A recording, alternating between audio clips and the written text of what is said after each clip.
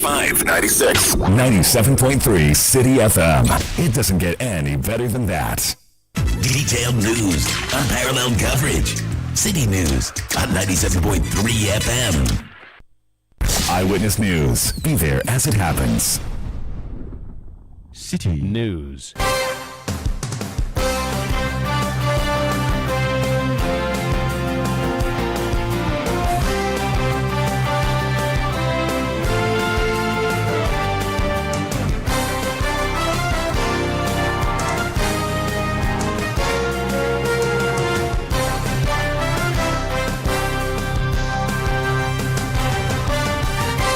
It's 17:30 GMT. This is Eyewitness News on 97.3 Citi FM. I am Umaru Sanda Amadou, and tonight I'm here with... And coming up over the next 90 minutes. They received him at CID headquarters, took him through the processes, and I received a call not quite long ago that he has been taken to court. Asutifi North Member of Parliament Ebenezer Addo put before court and charged after the Speaker of Parliament handed him over to the police CID due to his role in an attack on soldiers over the weekend. Also, coming up, lawyers for Ashanti Region NPP Chair Bernard Enchibosiaku alias Chairman Wontumi unshaken by the decision of the Attorney General to use an ally as a prosecution witness. The way that the Attorney General appears to be poaching his own accused persons suggests that there is intent to undermine the course of justice. And later on Eyewitness News, military and police responsible for 7 of the 15 election-related deaths in the last 2 general elections. That's according to the Minister for the Interior. Stay with 97.3 Citi FM for more on this and many other stories on Eyewitness News. And in business, capital requirement for non-interest banks to follow existing regulatory standards. That's in 15 minutes from the Citi Business Desk. Eyewitness News is live across Ghana on a number of affiliate stations, including on Premier 100.5 FM in Takrady, as well as Beach 105.5 FM and Sky 93.5 FM. In the Bruno region, we are on Greener 95.9 FM. In Sunyani, in Ahafo region, we are on Hammers Radio 106.5 FM in Goso. In the Northeast region, we are on SCAP 101.3 FM in Nakwanduri. In the Upper East region, we are on Source 100.1 FM in Boko. We are also on Pure 100.5 FM in Navrongo. In Upper West, we are on Westlink 88.1 FM in Laura. In Northern region, we are on Diamond 93.7 FM in Tamale. In the Volta region, we are on Global FM 105.1 in Ho and Adanu 107.7 FM in Adaklo. In the Ashanti region, we are on Alpha Radio 104.9 in Kumasi. We are also on Orange 107.9 FM in Kumasi. And talking about the Ashanti region, we are actually live in Obuasi, not on a radio station, but on the megaphones on the campus of Obuasi Senior High Technical School. Shout out to all students of Obuasi Senior High Technical School and the staff. This is Eyewitness News on 97.3 Citi FM. I'm Umaru Sanda Amadou here with Ejubi Wiafia Kenton. And we're going to start off with issues having to do with Galamsey. Ejubi. The Member of Parliament for Asutifi North, Ebenezer Addo, has been arraigned following allegations that he obstructed an anti-illegal mining operation carried out by the National Anti-Illegal Mining Operations Secretariat, NAIMOS, near Bronikrom Shidium in the Ahafo region. The MP is accused of leading a group of individuals who allegedly assaulted the Anti-Galamsey Task Force during an operation, resulting in the destruction of property and putting the lives of public officials and military personnel at risk. Addressing the matter on the floor of Parliament, Mahama Ayariga noted that even though the Asutifi North MP has denied allegations, due processes are underway to undermine the facts of the case. Let me indicate that yesterday I got a call from the Minister for the Interior, Honorable Muntaka, that the IGP needed the member for interrogation. I invited the member, he came to my office, and I was trying to reach Muntaka, I couldn't reach him, so ultimately I had to ask the member to go. If I reach Muntaka, I will call him back. Subsequently, Honorable Muntaka called me back. He was in a meeting when I was calling him. And I told him that I had invited the MP. He was ready to come see whoever he should see. But because we did not hear from him, I had dismissed him. So we scheduled that this morning the member should be sent to the CID headquarters to meet with one of the deputy CID directors for processing. And so this morning he went with our majority chief whip and his lawyer. They received him at CID headquarters, took him through the processes, and I received a call not quite long ago that he has been taken to court. And so let me also indicate that as members of parliament, we do not consider ourselves being above the law, that we are always ready to be held accountable for our actions and inactions.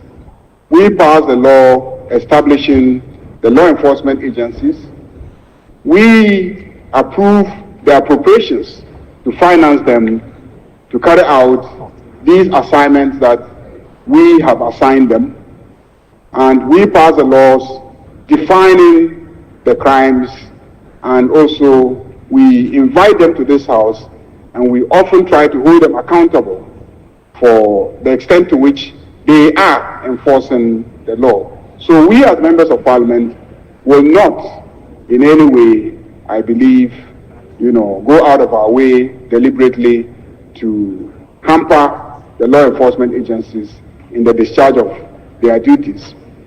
And I believe, I speak for all my colleagues, that at any time when any of us is alleged to have committed an offense, we will own up and we will be ready to defend ourselves and establish our innocence. And so, Mr. Speaker, just to assure you that MPs will do well to conduct themselves, and Mr. Speaker, we will not be calling on you to shield us in any way. That's the Boku Central Member of Parliament, who is Majority Leader Mahama Ayariga. Apologies, my colleague's microphone was a bit faint earlier when she brought you a summary of the issue. So that's Mahama Ayariga announcing what happened to the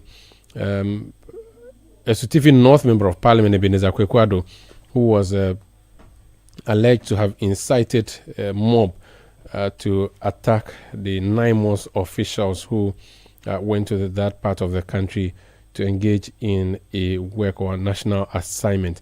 Let's speak to Awula Sewa. She's with Eco-Conscious Citizens. They had been calling for swift action by the government. Is this action swift enough? You're welcome to Eyewitness News. 24 hours on, a member of parliament, sitting member of parliament belonging to the city, governing party, was put before court and charged, according to what the majority leader is announcing to us. Does that look like there's hope in dealing with this matter based on all the things you've said in the past? Awula, can you hear me? Hello, madam? Hello, good evening, can you hear me? Apologies, I am having difficulties reaching her. Let me bring you a response from the minority leader and MP for Efutu, Alexander Penyo Markin. He called for the depoliticization of the fight against illegal mining. As the actors were looking at the political convenience and the gains, that is why we are where we are. We are where we are. I was once upon a time the chair of Ghana Water. I saw data for myself, how the country was losing money heavily to treat water because of Galamsey. It is getting worse. Civil society is talking, organized labor is talking, religious leaders are talking, but they know that in us is a vested authority, the people's representatives. Mr. Speaker, can we? Let me hold on to that voice from the Honorable Alexander Penyo. I can go back on the phone and speak to Awula Sewa. She is with Eco-Conscious Citizens. Madam, you're welcome. Can you hear me now? Yes, I can hear you. Great. Good So the question to is, your listeners. good evening to you. 24 hours on, we've already seen swift action from the state. Does that impress you that there's going to be justice to be done for the members of NAIMOS who were attacked? Definitely, it's a step in the right direction. Definitely. We ask for swift action to be taken. We are pleased that this has been done. We have always said that the law stipulates that everybody is innocent until proven guilty. The challenge was that there had been silence. There had been this report that we had all received, and yet there had been silence. And so social media and all concerned citizens who are concerned about the ongoing ecocide and the perception that illegal mining is going on because highly placed persons are either actively involved, complicit, it sort of made the point that this is why illegal mining is going on. And this brazen attack on NAIMOS is something that should be condemned in the strongest terms. So we are pleased that action is being taken. Otherwise, it will give the impression that there's selective justice. Now that we have seen the Member of Parliament put before court, the state would have done its part. The judicial system will now deal with the rest of the issues. What else or what more would you want to see done as an advocacy group?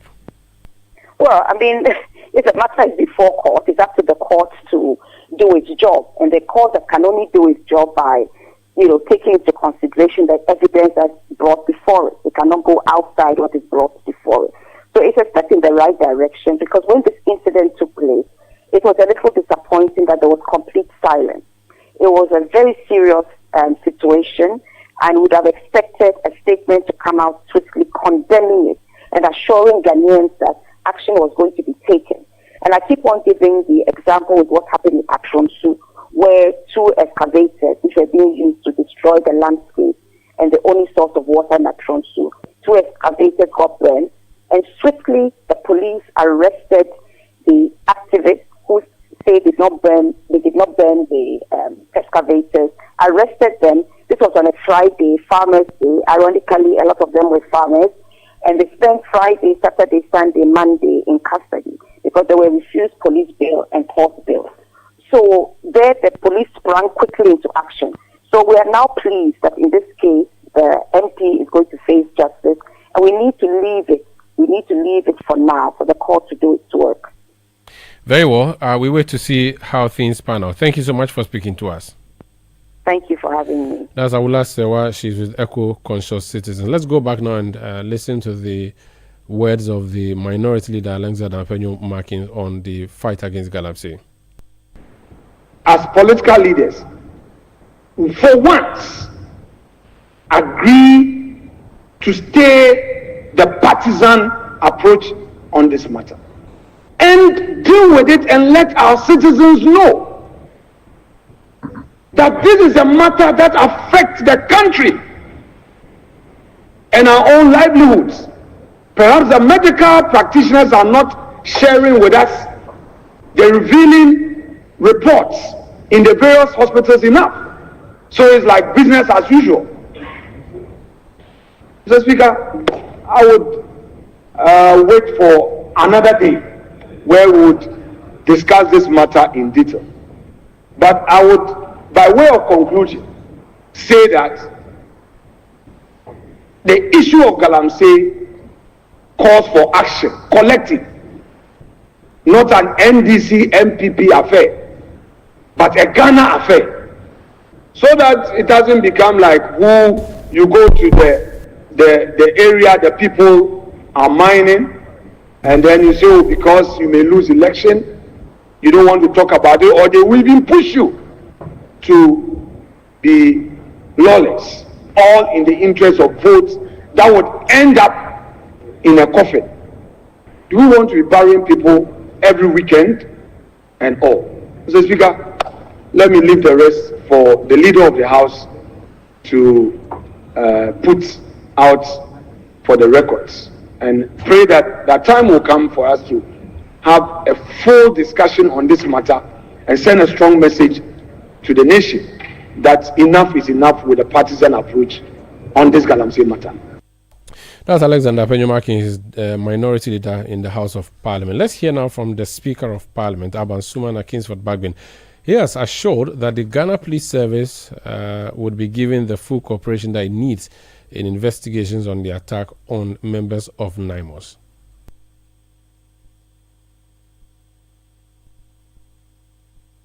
The security agencies of the full cooperation of Parliament in this investigation and all other pending investigations involving members of Parliament. That's Speaker of Parliament Aban Sumana Kingsford Bagbin. This is Eyewitness News on 97.3 Citi FM. I'm Umaru Sanda. I'm here with the Jubi Wiafi. I can let me show whether I can hear you so that you can give us an explanation. Hello, Sanda. Can you hear me? I can hear you. Right. Nice, please. So the government has defended its decision to revoke more than 270 small-scale mining licenses. The Minerals Commission says the action was taken due to breaches of mining regulations and the expiration of some permits. Deputy Minister of Lands and Natural Resources Yusuf Suleimana says a comprehensive review of the small-scale licensing regime revealed several irregularities, making the revocations necessary. He made the remarks at a Public Accounts Committee hearing today. We found out that even in so many cases where the officers had said that don't go ahead, these are the reasons why I'm asking you not to go ahead, some officers went ahead and approved and gave out those concessions. We have revoked them and we challenge them to take us to court. Again, there were instances where a concession is so close to a community. Indeed, if you were to mine, you end up mining within the houses of the people. And so the officers professionally recommended that do not give out these concessions. They were given. And so we have revoked them. In other instances, there's a high tension line running through the concession. And the officer will say that do not approve. These were approved. We have revoked them. There were instances where the chiefs will sit in their palaces, and then somebody will walk to them and on their face will just fly a certificate. I have received a letter from Minerals Commission to come and mine when the owners of the land were not consulted. And that's not what the law says. That was Deputy Minister of Lands and Natural Resources Yusuf Suleimana. Eyewitness News. Be there as it happens. If you know these sounds, you didn't just live through the 90s, you lived the experience. Back then, connection took minutes. Today, it takes a blink. You express yourself with memes. You hold video calls across continents. You say hey to an AI who responds, "Hello, Kwame." You order rides, dinner, and dreams all from the palm of your hand.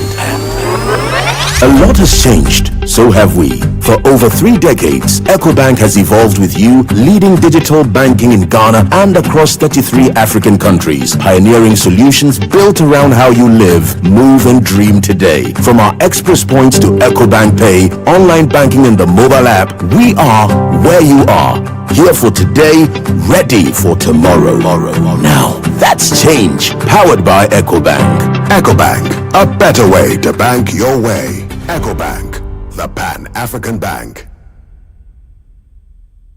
Oh, jump on now. Go, go. Me. Now, what time when you come back where I don't hear the sound of your car? Why you buy new car? No, I don't change my car. It be the same, right? It be the fuel way I change. Way one shouts it. Ever since I started using the all-new Excellium Premium Fuel, fortified with 3-in-1 action. Oh, Joe, now my car they run like electric car. No, it's so. This is the type of fuel where they want to. Because now engine they cost. Where they want for way if I buy it, it go protect my engine. And with the small way I buy, I go drive, sir. Absolutely. It's like strapping a turbocharger to your engine and giving it a protector. And what they bust my mind says be the 3-in-1 action, no? Excellium they prevent up to 99% of deposit. It be anti-wear, some be anti-corrosion. Won't pay way now, pay them. Hey, so where can I find this magical fuel? Just head over to any Total Energy service station and your car will thank you. Hey, they make a finish Magobe fast, then rush go Total Energies. My friend, but why you have the Magobe inside? I give you info. Make a feel the gobe too small. Go.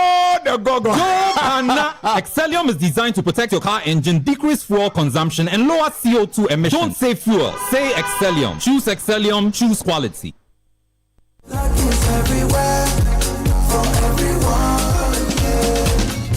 winning season is back. But this time, I am collecting the wins like Jollof at a wedding. The luckiest season 3 is here. Your chance to flip your luck or maybe your bank accounts too. 2 easy ways to join. Dial *712#. Hit 1 to buy for you or 2 to gift a friend. Feeling lucky? Pick 1 for a random number or hit 2 to choose your own. Pay with mobile money. Done. You're in. Or go to the luckiestafrica.com, click community tickets, choose your number or let the system do so for you. You can buy a ticket for your boo or your favorite barber. Pay with Momo or card if you're abroad. 1 ticket could turn your 1 Ghana cedi into 500 times more. And the whole community could win 10 times over. Dial *712# or log on. Let's get lucky together because luck is everywhere. Play responsibly, not for persons under 18 years. This promotion is regulated by the NLA on the Caritas platform. Is it possible that the biggest threat to your business isn't the competition outside, but the lack of trust and accountability within your own team? That's why we are inviting you and your team to attend the 11th edition of the God as CEO Business Encounter on Saturday, 15th November 2025 at 9 a.m. at the Chartered Institute of Bankers Auditorium, Accra. Theme: Building Excellent Teams with God's Blueprint. Speakers are Samuel Atamensa, Managing Director, Citi FM and Channel 1 TV. Dr. Mrs. Irene Stella Ajanin Boateng, Vice Chair, Public Services Commission, Mrs. Akosua Ansa Entry, Managing Director, Enterprise Insurance, and the President of God as CEO, Doug Dwyer. Moderating the conversations will be Mrs. Petra Abba Asamoah. Register now for only 500 Ghana cedis at godasceo.org/Africa/Accra or call 055-045-4700. Give your team a chance to deliver excellence and thrive. Sponsored by Rivia, Wopeka, and Amalina Children's Haven. The jamming never stops. The game never stops. The productivity never stops. The music never stops. At G&J, we keep your world powered with reliable generators, solar energy, and UPS solutions, so the power never stops. Your go-to for total energy solutions, making sure you work, thrive, and live life uninterrupted. Visit our website, gjtechghana.com, or call us on 0302-689-178 or 179 or 0202-222-220. G&J, your energy partner. Let your voice be heard on Eyewitness News on Facebook at facebook.com/Citi97.3, Twitter at twitter.com/Citi973, and Instagram at instagram.com/Citi973 with the hashtag Eyewitness News. You're welcome back. This Eyewitness News on 97.3 Citi FM. AJB, what do we have next? So lawyers for the NPP Ashanti Regional Chairman Bernardine Kibwesiako, popularly known as Chairman Wontumi, have expressed displeasure over the Attorney General's decision to use the General Manager of Akwanta Mining as a prosecution witness. The Attorney General yesterday announced the withdrawal of all charges against Edward Akwako after he agreed to serve as a prosecution witness. Meanwhile, the 2 cases involving NPP Ashanti Regional Chairman Bernardine Kibwesiako have been adjourned to November 12 and December 4, respectively. Let me speak to Enoch Afuakwa. He is one of the lawyers for Chairman Wontumi. You're welcome to Eyewitness News, sir. Thanks for having me. A very good evening to yourself. So the withdrawal process that the AG went through is provided for in the Act 30. By law, he hasn't done anything wrong. Where is your worry, or what's the source of your worry? Let me say a very good evening to your cherished listeners and those watching us on social media. And I must say that indeed the Learned Attorney General has the right under the Criminal and Other Offences Procedure Act of 1960, Act 30, specifically Section 59, to withdraw from prosecution at any stage of the trial before judgment. So if the Learned Attorney General graciously exercises his discretion bestowed on him by statute, then he's firmly within range. But we should not lose sight of the fact that the Learned Attorney General too is a person with 2 lenses. He is the Attorney General of the Republic, and he is also the Minister of Justice, and must ensure that all accused persons are attended to in accordance with due process and in accordance with justice. He served with the necessary justice that the person deserves. Certainly, it has become an order of the day that in the course of a trial, in the course of proceedings in the criminal court, the late Attorney General exercises such discretion.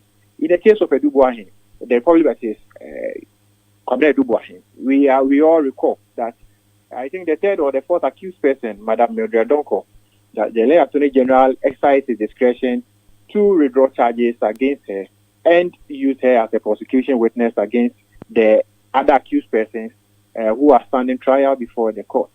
And certainly, we believe that in the exercise of such discretion, the Constitution clearly in Article 290 says that in the exercise of such discretion, you must be fair, you must be candid, and it must not be exercised in an arbitrary or capricious manner. We believe that there is much to it, but as lawyers, we will handle the rest of the business in the courtroom. How was it unfair if the prosecution believes that your general manager would help them prosecute their case? How unfair is that? Because the prosecution needs someone to help them establish their case, and so it doesn't matter who they find. If the person is useful, they go ahead. Is it the case that at the start of the trial, or at the time that the Land Attorney General arraigned the accused person before court, the Land Attorney General had no solid case to prosecute before the court and arraign the accused persons in court? But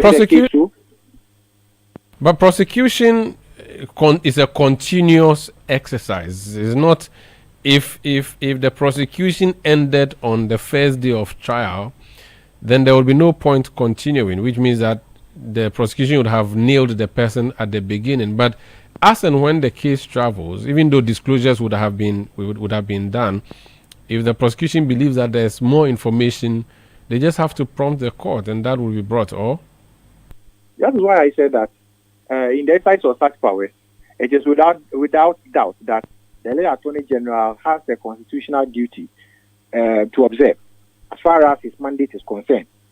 In as much as he exercises his constitutional rights under Article 88.3 to prosecute all criminal offences in the name of the Republic. Again, he is also the Minister of Justice. And as far as the exercise of discretionary powers are concerned, he ought to be fair, candid, and ought not to exercise that discretionary powers in an arbitrary or capricious manner as established under Article 296 of 1992 Constitution. We are watching closely, and we believe that in any attempt, we would deal with those subject matters within the remits of the courtroom, because the matter is before the court, and we believe in due process. And as far as those matters are concerned, any misgivings that we have, we will put that rightly before the learned trial High Court judge. By your statement, you are not saying you are going to oppose necessarily the withdrawal process, because that would end nowhere, and you're also not going to oppose the use of the company general manager as a witness, perhaps a star witness for the prosecution, are you? I would not comment as to whether or not the said person is the general manager of the company or not. I will not further comment as to whether we are going to oppose the withdrawal or not. But it is our case that the lead Attorney General, insofar as he has dual role to perform as the chief prosecutor of the state, as established under Article 88.3, also has an additional mandate. And that additional mandate, to me, supersedes even the mandate under Article 88.3 as Minister of Justice, who is to ensure that justice is served the Republic and serve the citizens of this Republic in accordance with law. So we believe that the accused persons will have fair trial. The accused persons will be guaranteed the matters of fair trial. And at the end of the day, justice will be duly served in accordance with law. Very well. What's the stage of the case now? Has the case commenced properly, or you are still doing pre-trial stage?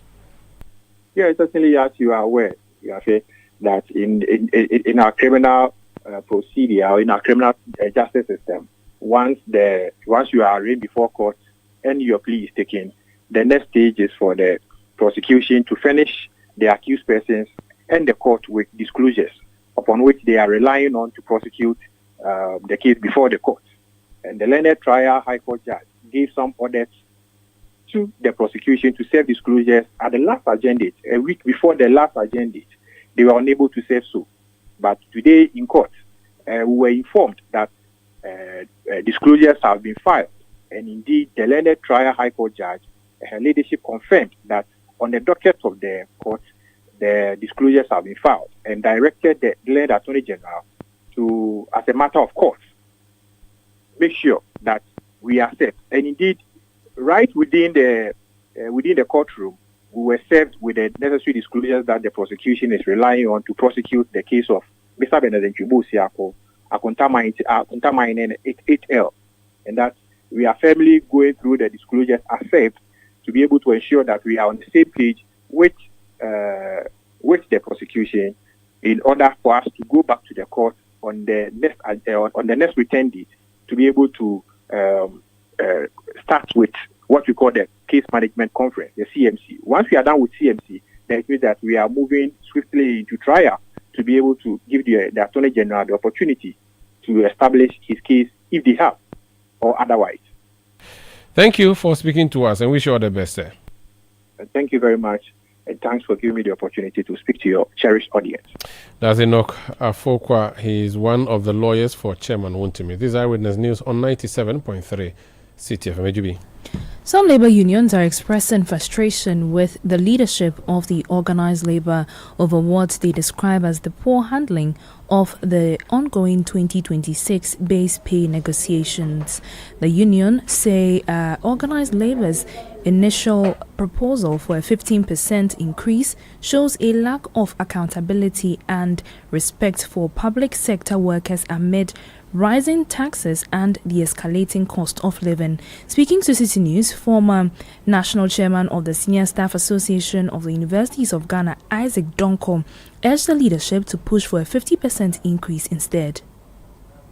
Against the behavior of the so-called leadership of organized labor who are doing things in secrecy. They have to be transparent. They have to move with the rest of us. They have to be open. They don't have to speak for government. This is not the first time we are negotiating. By this time, no. The attitude is bad. It is so bad. So we are telling them that they should stop what they are doing. They should behave like labor unions and not government. We are serious, and if the outcome is not good, we are going to reject it and protest against them and government. It's a simple message that where they've started, the ending point is not going to be anything better for labor. So if they don't change their attitude, then we are going to protest. He further attributed their demands to the frequent increases in utility tariffs throughout the year. Early this year, we had a negotiation with government. When they came, the Minister of Finance made all of us aware that this year they are not going to increase any utility. So for that reason, they are begging us to accept 10% increment, of which we all agreed and accepted. Right after the 10% increment, what happened? They've increased utility twice within the year. When you add up, it amounts to almost 21%. What does it mean? You are not straightforward. Oh, take this, I won't increase it. Now you give me 10, you are now taking me to 20. Now you are making projections for next year. You don't even know what will happen next year. And you are starting with 15%, 5%, 2%. So we are not comfortable. We know what government can do next year. That is why they are in hurry to give us this more percentage. Former national chairman of the Senior Staff Association of the Universities of Ghana, Isaac Donko. Eyewitness News. Be there as it happens. Your family's health should never be a worry, no matter where you are in the world. Are you a Ghanaian in the diaspora, a foreign resident in Ghana, or a Ghanaian looking for the perfect health insurance plan for yourself or your family in Ghana? Then the Apex Ebusiapa health cover is what you need. A comprehensive health insurance plan to protect your loved ones. From hospital stays to life-saving treatments, we ensure quality healthcare at an affordable cost. Apex Ebusiapa health cover. You don't just send love home, you secure it. Visit Apex Health Insurance at Zion House, Boundary Road, Shashi East Legon, or call 0540-128-256 or 0501-683912. Apex Ebusiapa Health Plan. Global love, local care. My hands a champion, creating temptation, 100% natural evil.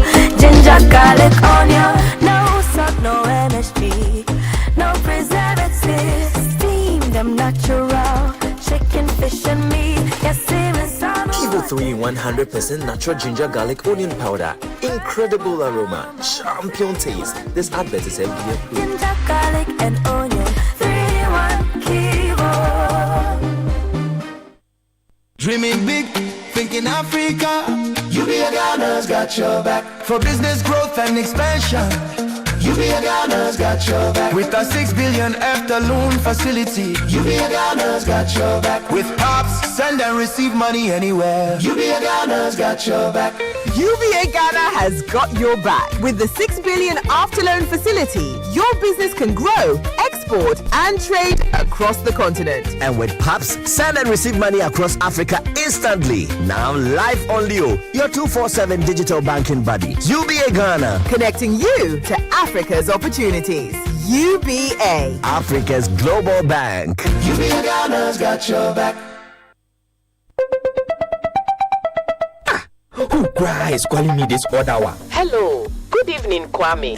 Good evening. We are into baby foods and would like to introduce... Wait a minute. How did you get my number? You just use ways and means to find people's numbers and be calling them by heart. No respect for privacy or anything at all. Oh, Bra Kwame. Is your business privacy ready? Do you collect and use information of people in your line of work, like their name, number, location? You might be doing the wrong things. Whether you're a big company or a small one, you must respect people's right to privacy. Register and be certified by the Data Protection Commission of Ghana. It is the law. You will receive the necessary training, advice, and guided on the right systems to put in place to help protect information you collect about people. Register your company. It's simple and online. Visit www.dataprotection.org.gh to register. Privacy is the responsibility of everyone. Remember, privacy is personal.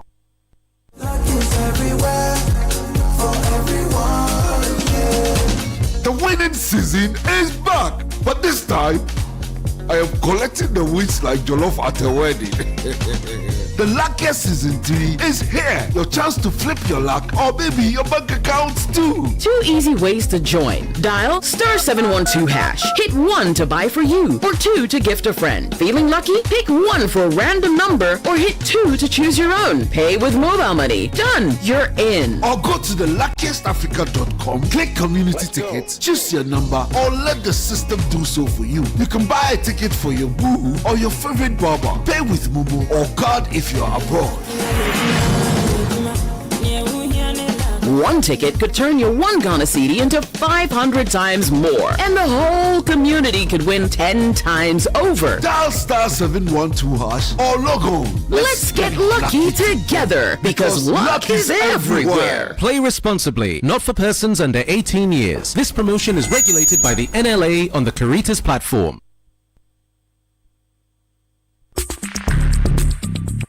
Let your voice be heard on Eyewitness News on Facebook at facebook.com/Citi97.3, Twitter at twitter.com/Citi973, and Instagram at instagram.com/Citi973 with the hashtag Eyewitness News.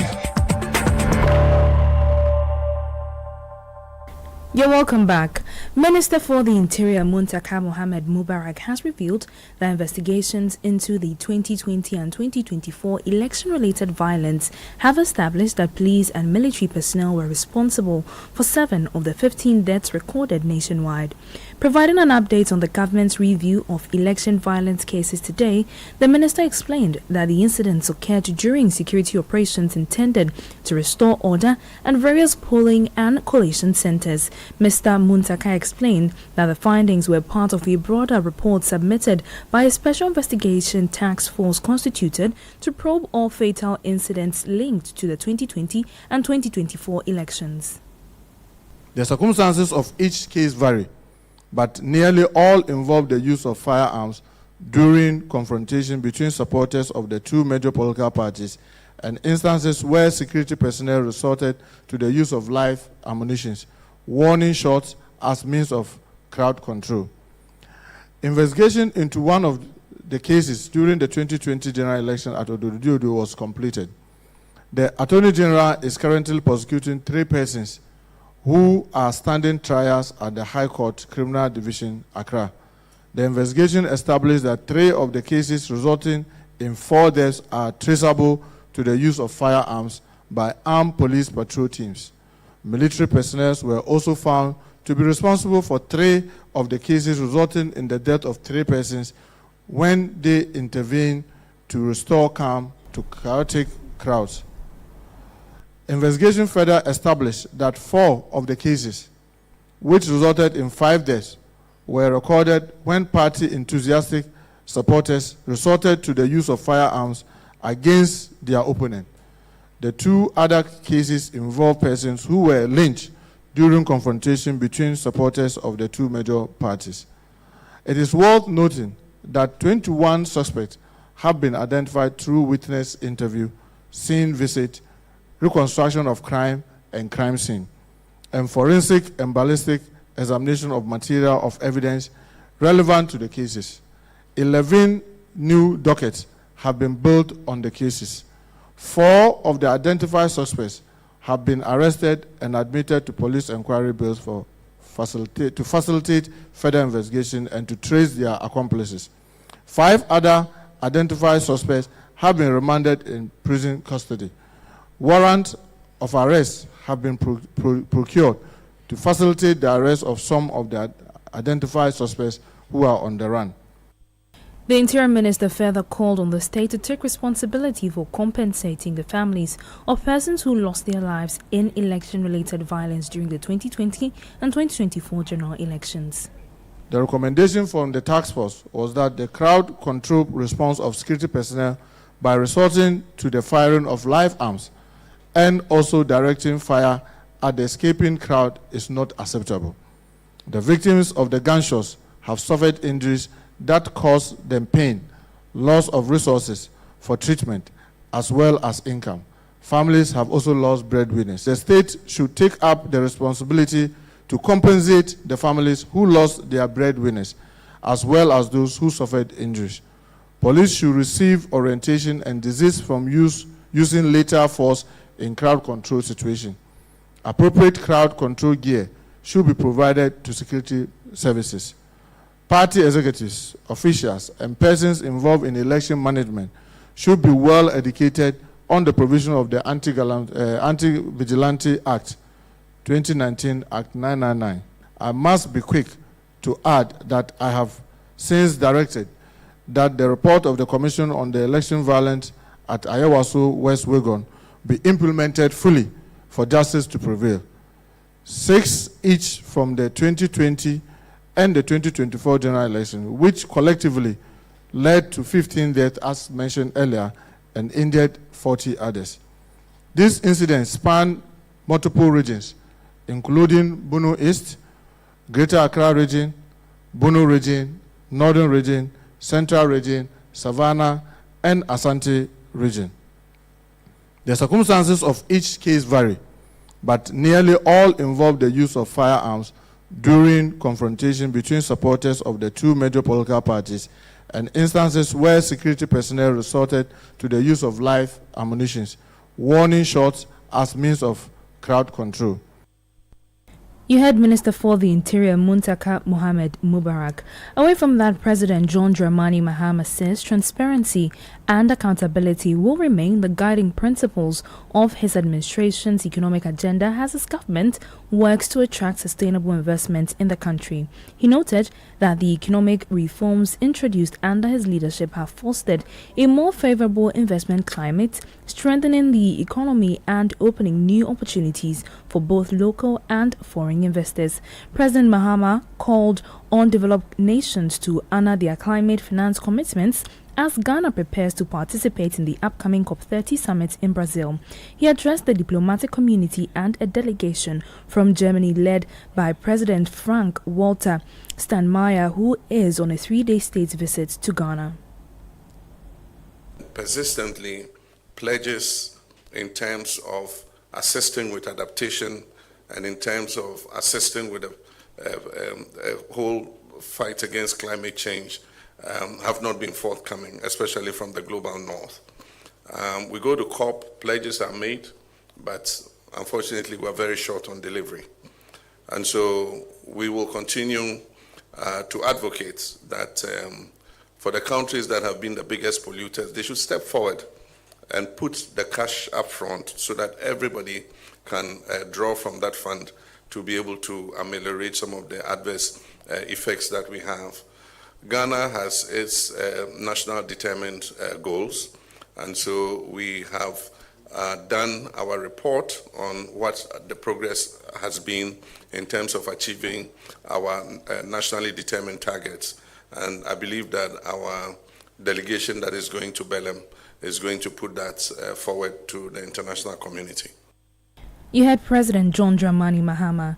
Now, residents of Sapeman, Pobiman, and adjoining communities in the Gan West municipality of the Greater Accra region today protested to demand the immediate construction of a footbridge to ensure pedestrian safety.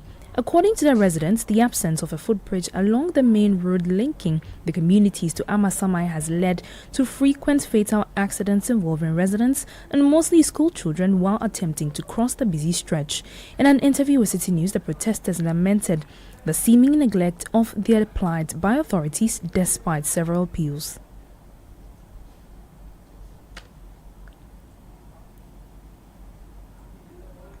Since they are not willing to listen to us, we have to do the needful for the president to listen to us.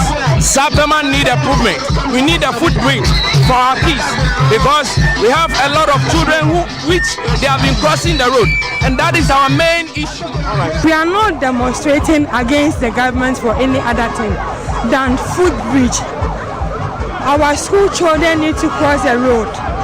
Our children need to go to school. The agent has to go out. The market women have to go to market. We need footbridge. Our story is simple. Those were some protesting residents of Sapeman and Pobiman. Responding to a petition from the protesters, Municipal Chief Executive of Gan West, John Desmond Sowanai, pledged to convey their concerns to the appropriate quarters and assure them of a swift intervention from government. Normally, protocol demands that when you meet the president and you tell him something, he will tell you that he will go and consult and revert. But instantly, our president, the president of the Republic, His Excellency John Dramani Mahama, instructed the road minister and said to him, he should quickly look at it, amend the design and include it. This is what I've been telling all of you. However, to say it's going to be done, we have to go through different processes. We have to go through redesigning, we have to go through procurements, we have to go through budgets, we have to go through so many instances before we can see the actual work on the ground. So as I've been saying to you, His Excellency has already given us a thumb up. So it's about patience for all this to be materialized. However, knowing very well that this is the need of the residents, your voice is my voice. I am with you. You heard Municipal Chief Executive for Gan West, John Desmond Sowanai. Get the details. Every significant financial transaction, every market movement, and all the policies that affect your business. Citi Business News. Be informed. Time now for Citi Business News on Eyewitness News. I am Ejubi Wiafe Akenten. Let's settle for the details. Advisor to the Governor of the Bank of Ghana on non-interest banking and finance, Professor John Gachi, says capital requirements for setting up non-interest banks in Ghana will strictly adhere to the central bank's existing regulatory framework. He explained that any institution seeking to operate within the non-interest banking space must be duly incorporated and have its capital sources fully verified in line with the Bank of Ghana's prudential standards. During a thought leadership webinar on non-interest banking and finance organized by the Chartered Institute of Bankers Ghana, Professor Gachi underscored the need for transparency and regulatory compliance in funding and operations to build trust in the emerging sector. The dialogue mentioned about removal of some of those taxes.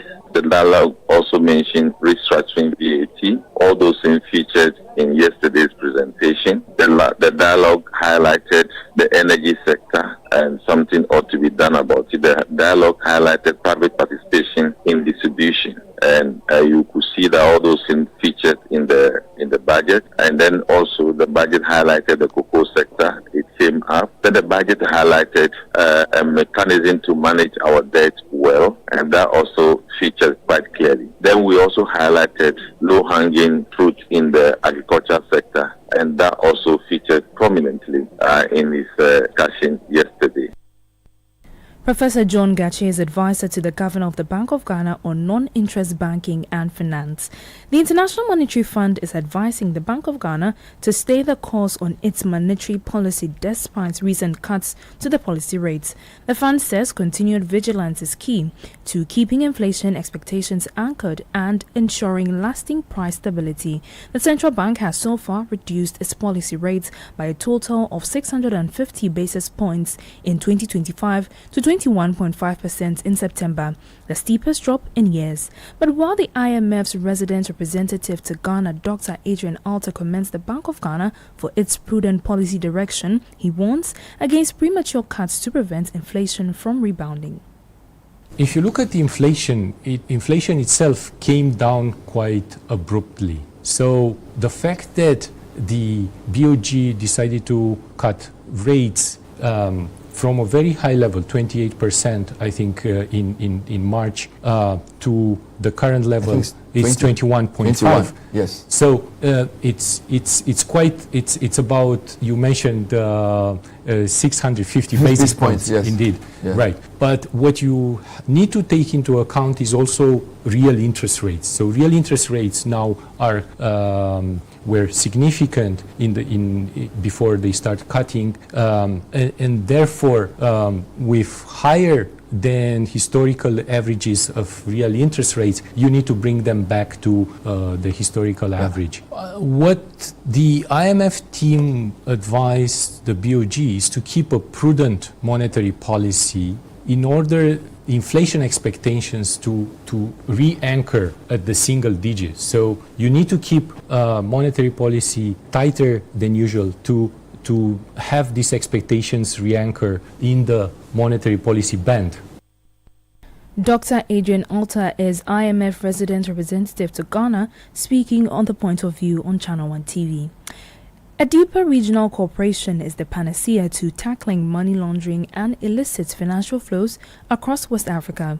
Deputy Minister of Finance Thomas Nyako Ampem cautions that the growing scale of these activities is undermining Africa's fragile post-pandemic recovery and draining resources needed for development. Speaking at the opening of a 3-day joint experts meeting in Accra by the Intergovernment Action Group Against Money Laundering in West Africa in collaboration with the Financial Action Task Force and the Government of Ghana, the Deputy Finance Minister said illicit financial activities are trapping African economies in what he described as a doom loop.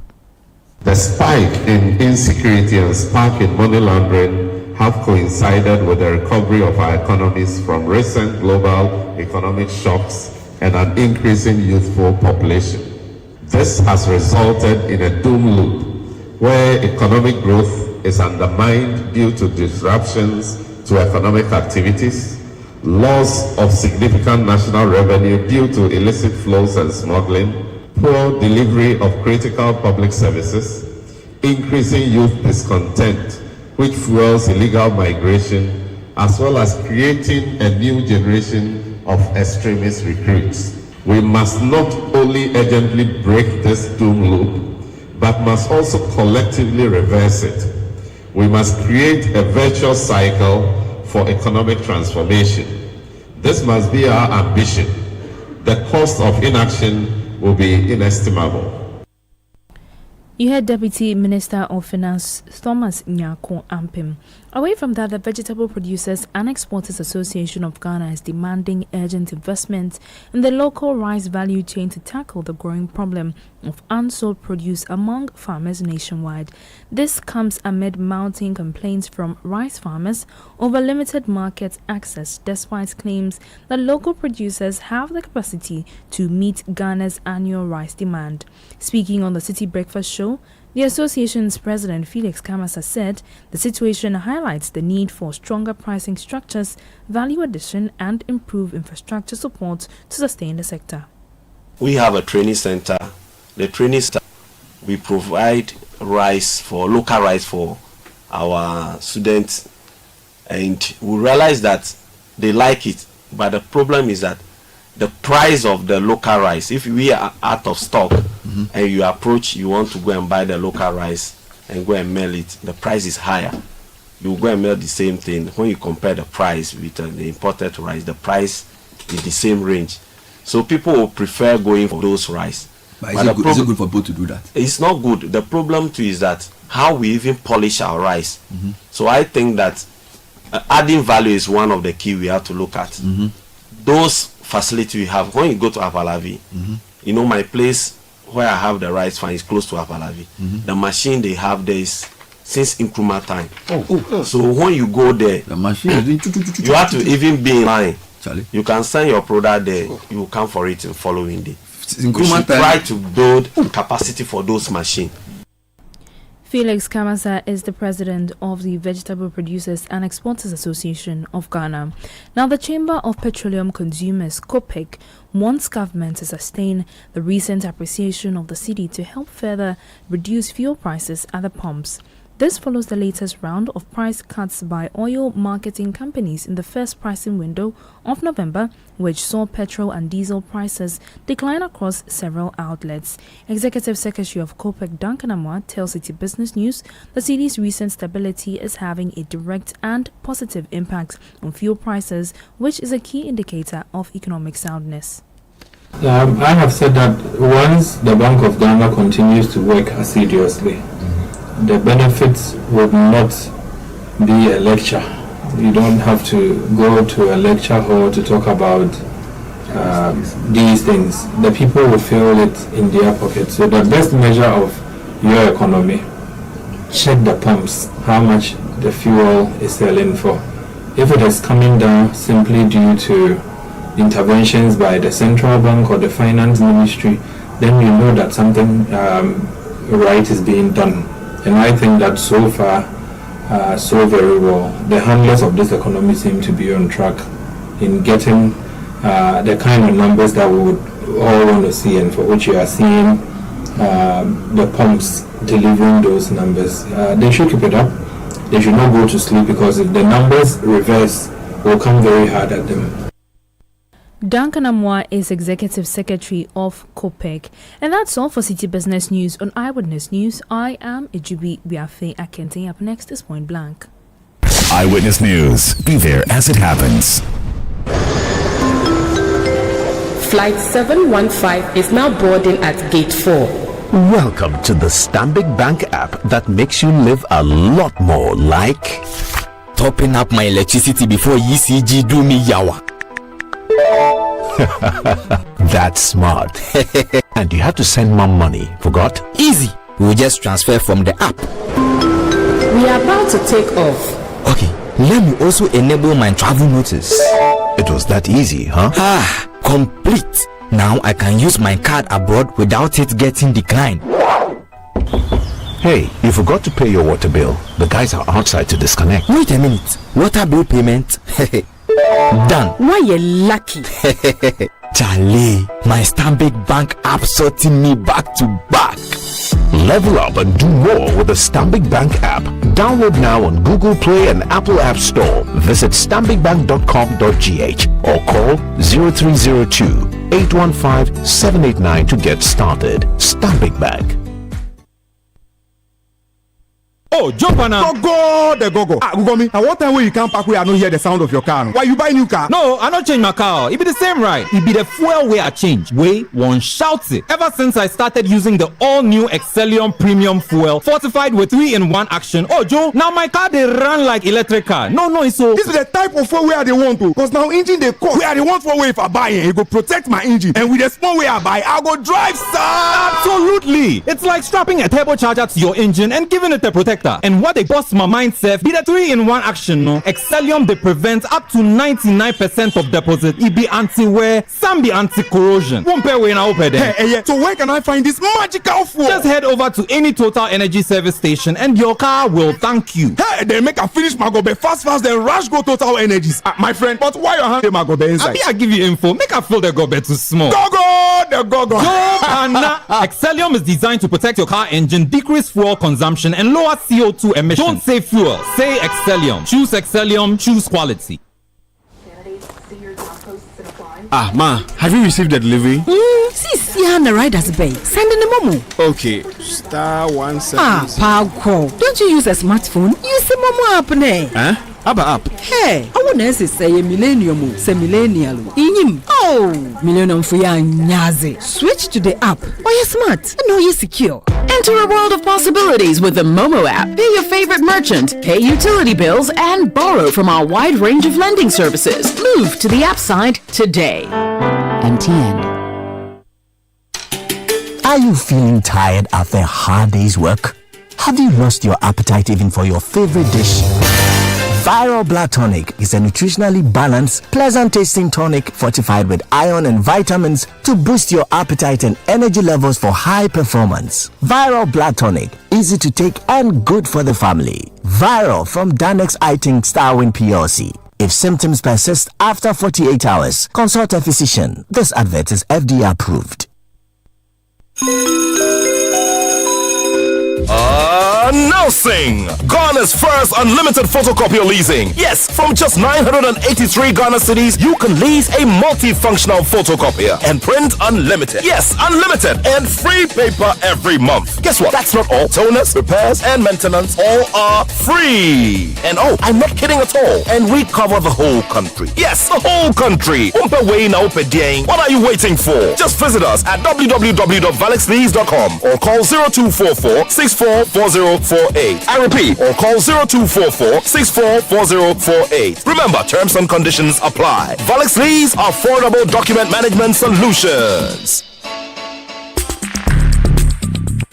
Let your voice be heard on Eyewitness News on Facebook at facebook.com/Citi97.3, Twitter at twitter.com/Citi973, and Instagram at instagram.com/Citi973 with the hashtag Eyewitness News.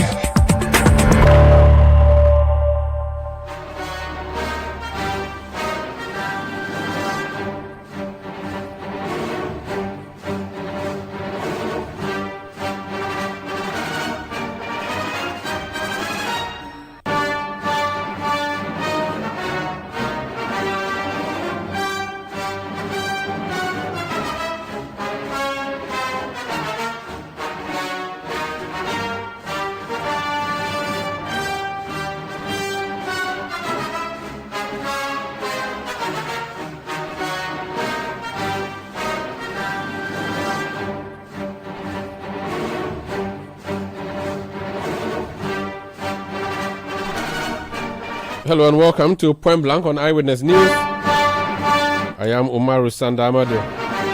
Tonight on Point Blank we are talking about housing.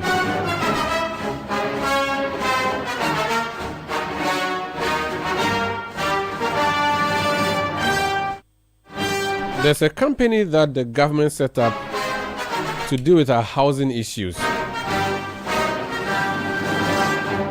It's a decades-old company, and yet we talk about housing deficit. What's the problem?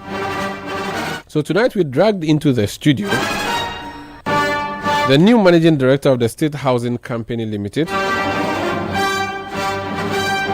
for a conversation. My guest is John S. Bauer. You're welcome to Point Blank. Thank you very much. How are you doing? I'm doing good. How are you? Is it S. Seidu or Salifu? Sheriff. Sheriff, okay. Yeah, so John Sheriff Bauer. That is it. How are you doing? Doing very Congratulations on your appointment. Thank you very much.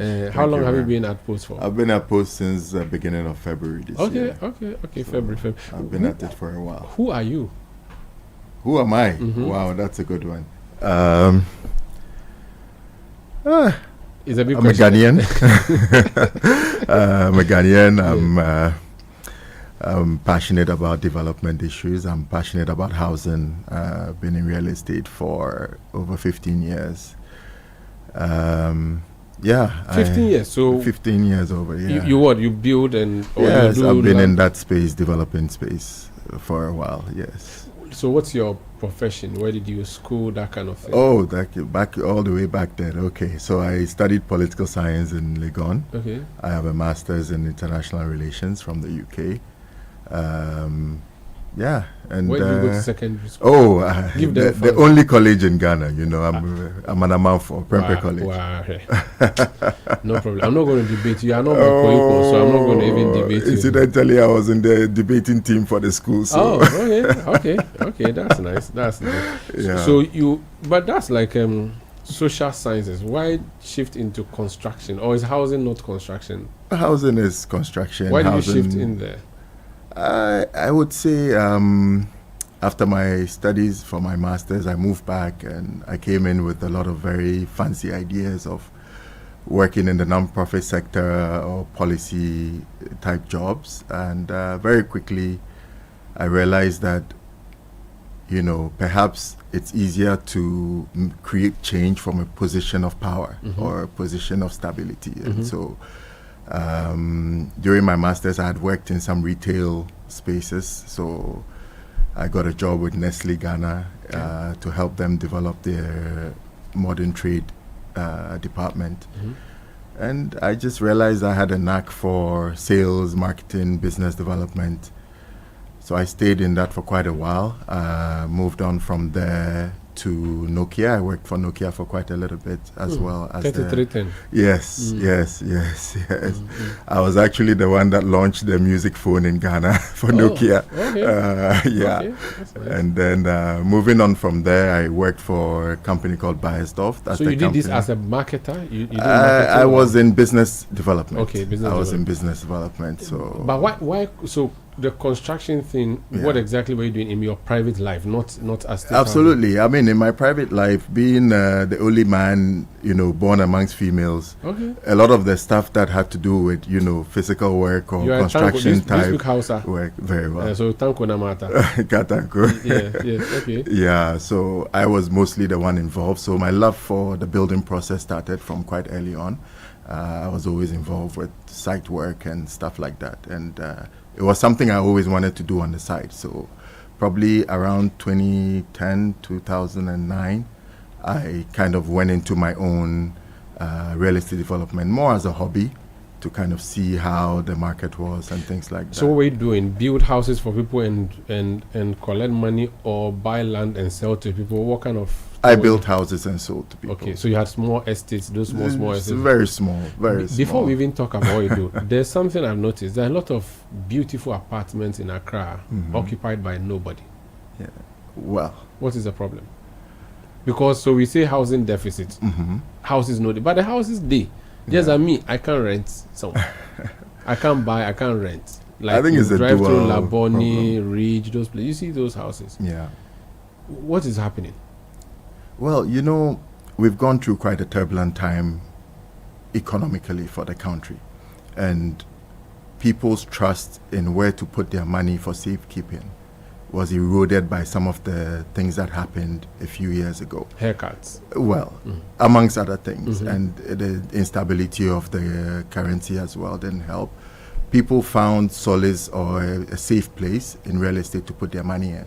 So if I had a certain amount of money, rather than putting it in the bank, I would invest it in a development, knowing that if push comes to shove, even if the building stays empty, in 5 years it appreciates, I can sell it and get my money out. So I think that also accounts for... So it's an investment strategy. It is. Real estate globally is considered one of the safest investments. So before you came into public office, what were the challenges you identified in our housing sector which you thought government needed to intervene in and fix? I think cost of construction has gone up exponentially over the years. Cost of land is always a factor, but location matters in that. But I think the major section in which government can make a role, play a role, is in helping bring down the cost of construction, whether it's, you know, helping us explore more cost-effective technology, whether it's in the duties and taxes. As you know, majority of the inputs in the construction process are imported. And with the kind of duties, the kind of exchange rate. I mean, since the beginning of this year, things have been looking up for the industry. Construction costs are coming down significantly because the dollar has dropped and it's remaining stable, which is probably more important sometimes than the drop. And so that has helped free up a bit more capital for people to be able to invest more and be able to sell at more land acquisition is a problem. Before you build a house, you need the land. At a point, one of my fantasies, I said we should give the land management and sale to the district assembly so that we don't see this issue of multiple sale by chiefs and all of that. I don't know what you think. I'm sure you have encountered a lot of issues with land. You sometimes have to buy from multiple owners and all of that.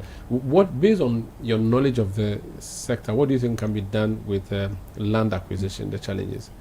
My personal views, I would like to beg you not to force me to share them here on the land, because they may not be the most palatable for certain sections. However, I do believe that a strong land tenure system is important. I think that government needs to play a stronger role in land administration. The various elements in terms of the families and the tribal and the traditional, it's not as structured as it needs to be in order to ensure that there's proper evaluation of lands and proper documentation processes to ensure that ownership can be tracked. I mean, if I buy a piece of land today, anywhere that I go and input the coordinates from that land, all of the history needs to be available to make sure that I don't double pay for the same piece of land as somebody. We are not quite there yet. I think it's a work in progress. We've come from a long way, and I think it's a work in progress. I've had interactions with a lot of people at the Lands Commission, and they are working to improve the land administration. Right. So why the State Housing Company? Why did you, when President Mahama was sharing position, why did you accept that one? And what is the State Housing Company really?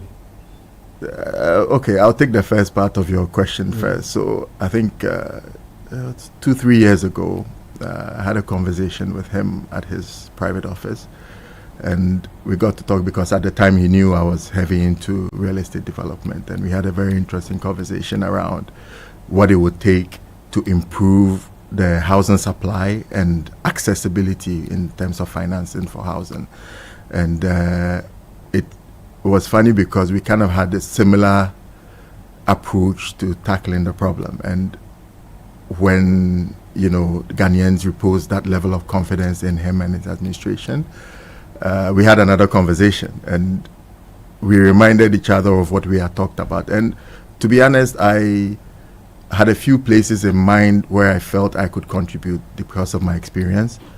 However, because of those conversations we had had, I always knew that the one way I could support him leave the legacy that he wants to leave was to serve in the housing environment. And I kind of felt like State Housing, from my research and knowing about the company, represented the strongest chance because there was a lot of heritage there. I mean, a lot of us grew up around state housing estates, like in Tamale Kalpohin Estates, Sunyani Estates. So many people have experiences with that. So I believe that legacy, if you're able to build up on it and leave something even better than it was, then that story carries through. Incidentally, the company turns 70 next year. 70? I mean, that's a big deal. 70 years old next year. Wait, is the State Housing Company older than Ghana? No. Wow. Oh wow. Okay. Yes. So for 70 years, yes. What's the State Housing story? It's been a checkered history, I would say.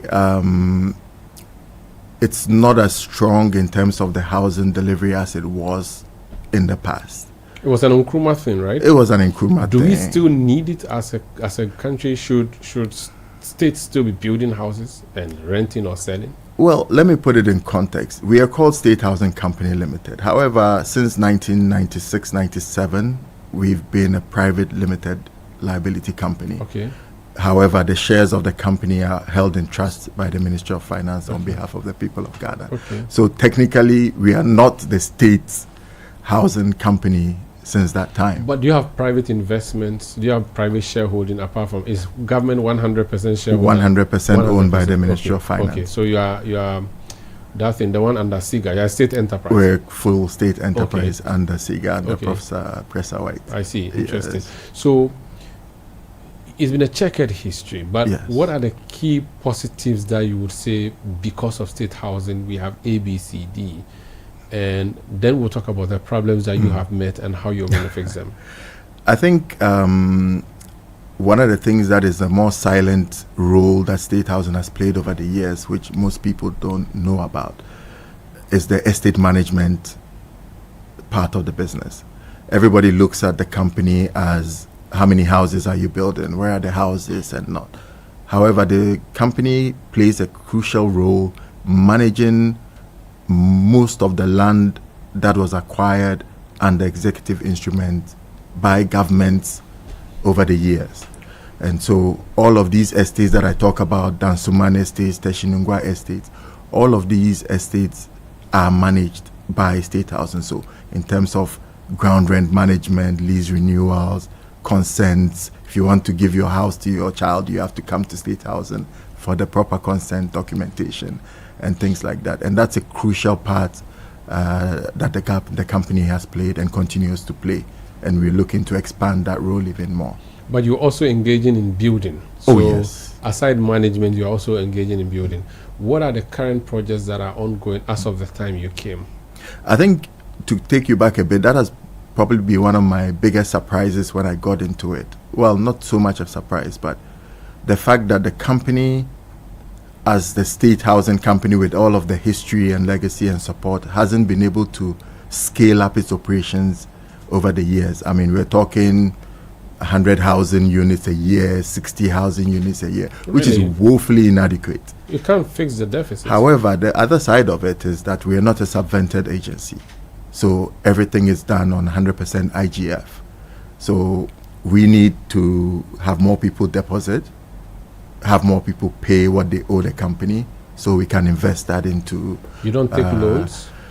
Not since I've been there. And part of the problem has been that most people that want to invest want some kind of sovereign guarantee from government, which we haven't been able to provide by virtue of the fact that we're a limited liability company.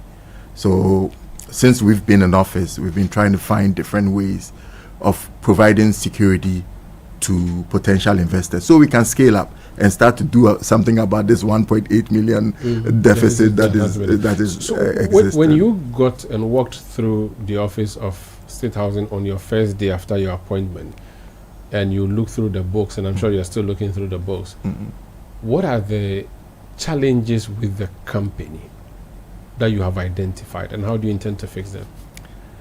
I think one of the challenges that I came across was just speed, agility. We're not a very agile company, and it's because of the heritage of being a state-owned enterprise. People still see you as Aban Juma. Exactly, and that has been one of the challenges. However, I walked into an organization that has quite a solid set of people who are very passionate about the company.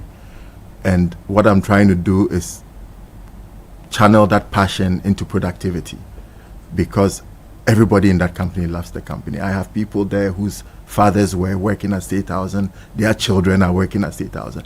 That tells you that this is a good place to be. And these are people who care about what they do. And so we're trying to speed up processes by introducing new ways of doing things and trying to track ourselves on our service delivery. That's one major challenge. Obviously, the finances are always a problem because we can't scale if we don't have money. Do you have debts? Did you meet debts when you came? Yes and no. So debts in the sense that basically a lot of people owe us, and which is why we are in this campaign process. But you don't owe people? As well. Thankfully, we don't owe people. Okay. So that's a good thing. Okay. How do you get your land to build? Does the government give it to you for free, or you also go and buy land like we all go to the chiefs and buy? How do you acquire lands? We do both. We get land that is acquired by government, and then they give to you and say, use this to build this. Use this to build this. Sometimes in return we would build a number of units and hand them over to the ministry. Okay. And other times, for example, Sedge Homes that we talked about, we went in and purchased the land and are doing the development. Now, when we see Boteman and we hear of Kufuor Estate and Kufuor Housing, are these state housing legacy projects, or these were executed under different vehicles? So the Ministry of Works, Housing and Water Resources is our sector ministry. Okay. A lot of the major projects you see are under the ministry. In almost all of them, State Housing plays a critical role as one of the developers that, execute the project. So if you go to Boteman, we did quite a number of the units, but not all of them. Okay. And the like. So that's how it's structured. The general belief is that State Housing, they give the thing to their party people. So they build the house and give it to their party people. So in fact, even before the first pickaxe hits the ground to begin the foundation, the houses have been given out. Is this true? If it's not true, how can an ordinary teacher buy a house from you? So when I got into the company, I got a lot of phone calls from people that, oh, Charlie, your next project, how do I get some? Who do I have to see? And my answer has always been the same. We're a private limited liability company. Our core business is to build houses to sell. I have houses, you have money to buy. You don't have to jump through any hoops. And so I'm not going to dwell on what was done in the past. I believe in an open and transparent running of the business. All of our pricing is being made public now, as opposed to before where you would receive something called a provisional price. It was the first time I had come across that in real estate, where you don't know how much you're paying for a house at the time you're committing to it. I mean, I found that very strange, and I immediately put an end to it. Because of the demand, many people are interested, and you are supposed to be the trusted institution that Absolutely. I can own a house from. Can I walk? Okay, so what is the procedure if I want to own a house, and how much do your houses cost? We have a sales team. Okay. And we have sales numbers that are broadcast on our website, on our social media handles.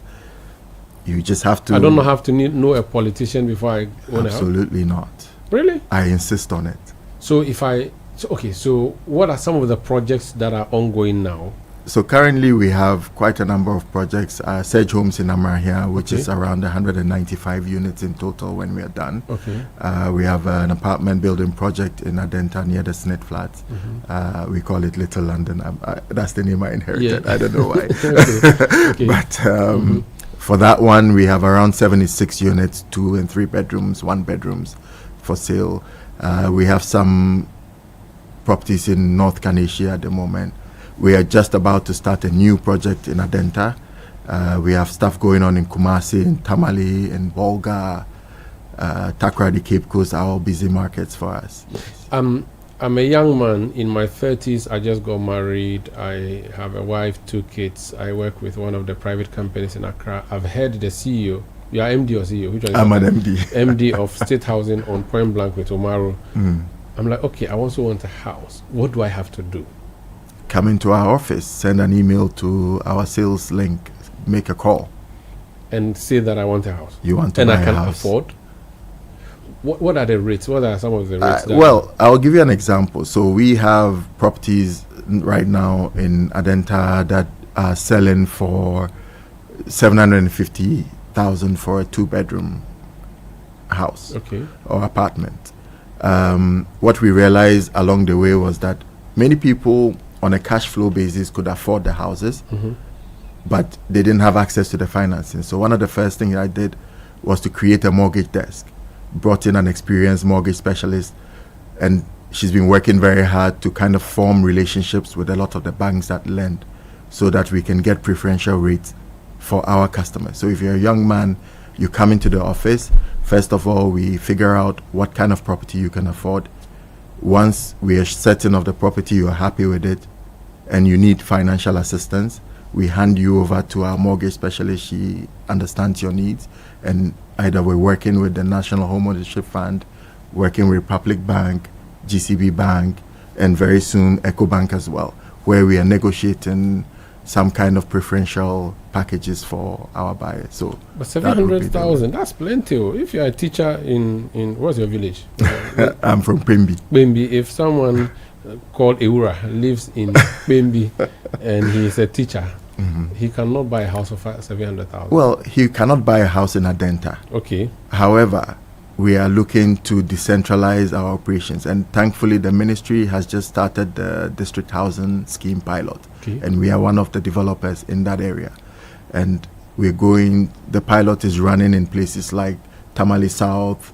And once the pilot is successful, it's going to be rolled out across the district. And this is one of the visions of His Excellency the President, to decentralize housing availability in order to help with the stem of, migration. So if I want a house now, state housing can provide me that? Absolutely. Within how many years before I can get my house given to me? Our contractors and our teams understand that our timeline for delivery of a house is 8 months. Do you sell bare land? So can I come and say, oh, you are building this thing at Adenta, you don't worry, don't build a house for me. You just sell the square meter land to me, I'll do my own apartment. Do you do stuff like that? At the moment, we do not. You do not do that? We do not at the moment. And can I also say that, okay, you are slowing down the building, me, I'll build my own thing. Can I do that? We try to keep up or with the moment timelines. I pay you, I have to leave you to do it in your specification as you plan. That's what Ideally. you do. Okay. There's some revenue mobilization thing that you are on. Talk to me about that. Well, that is the reason why I came here. So, Yes. but I know that you had your interest. Yes. Which is fine. So because that's promotional, and I'm not billing you. So I wanted to. So you have the next 3 minutes. Talk to me about that. Okay, so as you rightly mentioned, we have a lot of money left on the table in the market. We have a lot of people that owe us in terms of the estate management services that we provide. Some of these debts have compounded to the extent that now the people are even hesitant to come in to pay for what they owe. So with the support of the board of directors, we are launching a campaign for revenue mobilization where we are offering all of the people who owe us, as far as ground rent, lease renewals, consents, and assignments is concerned, a 15% discount on what you owe. This is as long as you're paying in full, and we are running this promotion from beginning of November now, started yesterday, and it's running till the 31st of December. So it's a window of opportunity for people to secure their home ownership and have peace of mind in the ownership of their home by clearing whatever debts they owe. So the target is people who you're already doing business with. With our clients. How has the response been like? It's been quite amazing, to be honest. Even as soon as the announcement went up yesterday, we had people trooping into the office. Today it's been busy.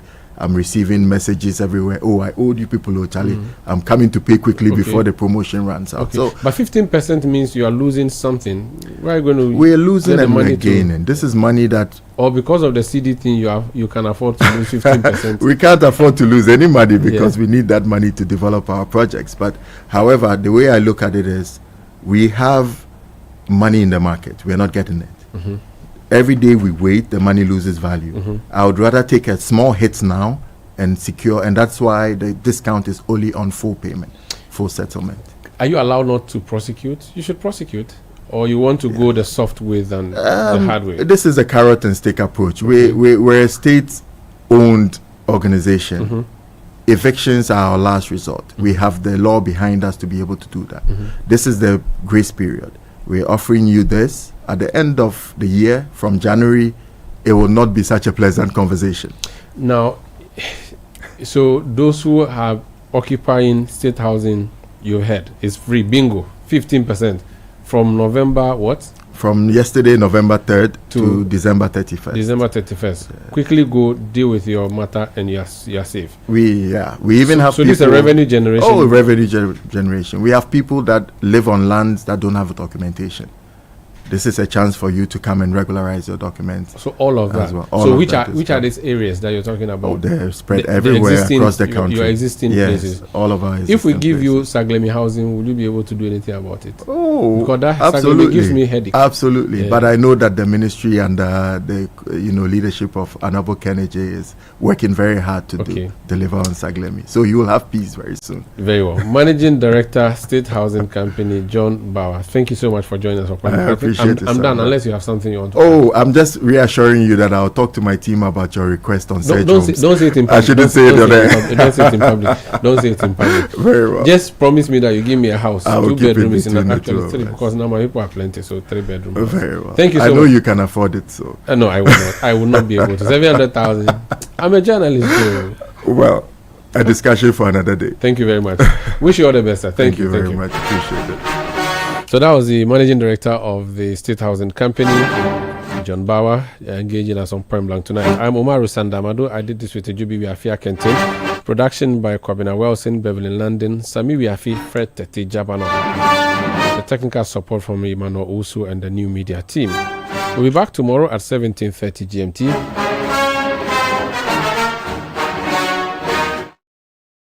Technical producer tonight, Ni Kwate Kwate. We'll be back tomorrow at 17:30 GMT. Thank you for listening.